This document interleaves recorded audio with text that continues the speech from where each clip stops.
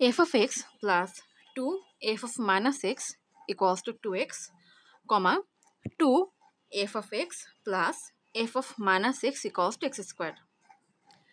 1 থেকে 2024 পর্যন্ত x এর কয়টি মান আছে যার জন্য x এবং f of x উভয় পূর্ণ সংখ্যা হবে?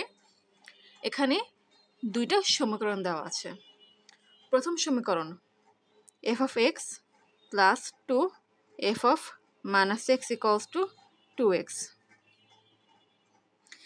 তাহলে 2f of minus x equals to 2x minus f of x, সুতরাং f of minus x equals to 2x minus f of x by 2। এখন দ্বিতীয় সমীকরণে কাজ করব। 2f of x plus f of minus x equals to x square, 2f of x plus এখন f of minus x এর মানটা বসাবো যেটা প্রথম সমীকরণ থেকে পেয়েছিলাম, যা হচ্ছে 2x minus f of x by 2 equals to x square। এখন দুই পক্ষকে 2 দিয়ে গুণ করব, কারণ যেহেতু এখানে হরের মধ্যে 2 সংখ্যাটা আছে। তাহলে হবে 2 গুণ 2 সমান সমান 4, অর্থাৎ 4f of x plus 2x minus f of x equals to 2x square। 4f of x থেকে f of x বাদ দিলে থাকে 3f of x। এটা মানে হচ্ছে 4টা f of x থেকে যদি একটা f of x বাদ যায় তাহলে হাতে 3টা f of x থাকবে, equals to 2x square minus 2x। 2x এখানে প্লাস ছিল, তাই সেটা যখন সাইড চেঞ্জ করলো তখন সেটার চিহ্ন মাইনাস হয়ে গেল, অর্থাৎ f of x equals to 2x into x minus 1 by 3। কোয়েশ্চেনে বলেছে যে x এবং f of x উভয় পূর্ণ সংখ্যা হবে। f of x এটাকে যদি পূর্ণ সংখ্যা হতে হয় তাহলে এই সংখ্যাটাকে অবশ্যই 3 দিয়ে নিঃশেষে বিভাজ্য হতে হবে। 2 এবং 3 এই দুইটা সংখ্যা হচ্ছে সহমৌলিক কিংবা কোপ্রাইম, তাই x অথবা x minus 1 এই দুটো সংখ্যার মধ্যে কোন একটা সংখ্যাকে অবশ্যই 3 এর গুণিতক হতে হবে, তবেই লব হরের 3 দিয়ে নিঃশেষে বিভাজ্য হবে।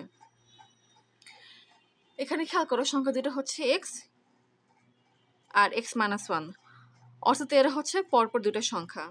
যেমন x minus 1 যদি 3 হয় তাহলে x হবে 4, x minus 1 যদি 5 হয় তাহলে x হবে 6, কিংবা x minus 1 যদি 110 হয় তাহলে x হবে 111, এক্সেট্রা। ওকে, সো এখান থেকে বলতে পারি এই দুটো সংখ্যার মধ্যে, অর্থাৎ x অথবা x minus 1 এই দুটো সংখ্যার মধ্যে কোন একটা সংখ্যাকে অবশ্যই 3 এর গুণিতক হতে হবে, তবেই 2 into x minus 1 divided by 3 সম্পূর্ণ সংখ্যাটা কি হবে? একটা পূর্ণ সংখ্যা হবে, অর্থাৎ 2 into x minus 1 এই সংখ্যাকে যদি 3 দিয়ে ভাগ দেওয়া হয় তাহলে ভাগফল f of x একটা পূর্ণ সংখ্যা হবে। কোশ্চেনে বলেছে x এর মান হচ্ছে 1 থেকে 2024 পর্যন্ত, তাই 1 থেকে 2024 পর্যন্ত 3 এর কয়টা গুণিতক আছে সেটা এখন বের করব। তার জন্য কি করতে হবে? 2024 এর সংখ্যাকে 3 দিয়ে ভাগ দেব।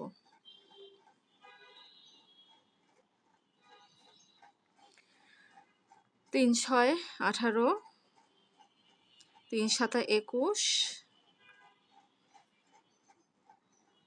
3 4 12, রিমাইন্ডার থাকে 2, অর্থাৎ 2024 minus 2 equals to 2022। তাহলে এক্স এর মানগুলো হচ্ছে 3, 6, 9, 12 এক্সেট্রা এভাবে করতে করতে করতে লাস্ট সংখ্যাটা হবে 2022 এবং 3 থেকে শুরু করে এই সিরিজের 2022 পর্যন্ত টোটাল 674টা সংখ্যা আছে। এখন x-1 এর মানগুলো দেখি। x-1 এর মানগুলো হতে পারে 0, 3, 6, 9, 12 এভাবে করতে করতে লাস্ট মান হবে 2022।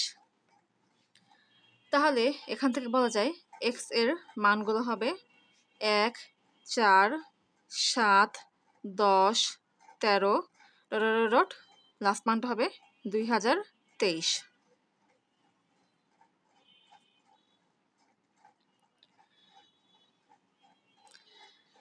এখানে একটা জিনিস লক্ষ্য করো, এই সিরিজের প্রথম সংখ্যাটা ছিল 3 এবং এখানে টোটাল হচ্ছে 674টা সংখ্যা আছে এই সিরিজের মধ্যে। এই সিরিজ আর এই সিরিজের মধ্যে,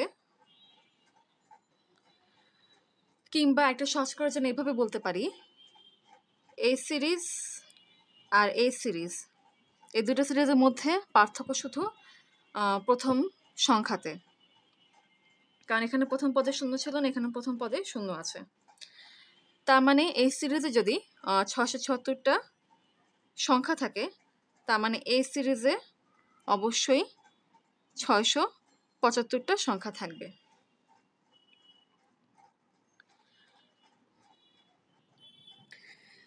তার মানে এখানে যে x এর 674টা মান পেলাম, এই মানগুলো সম্ভব।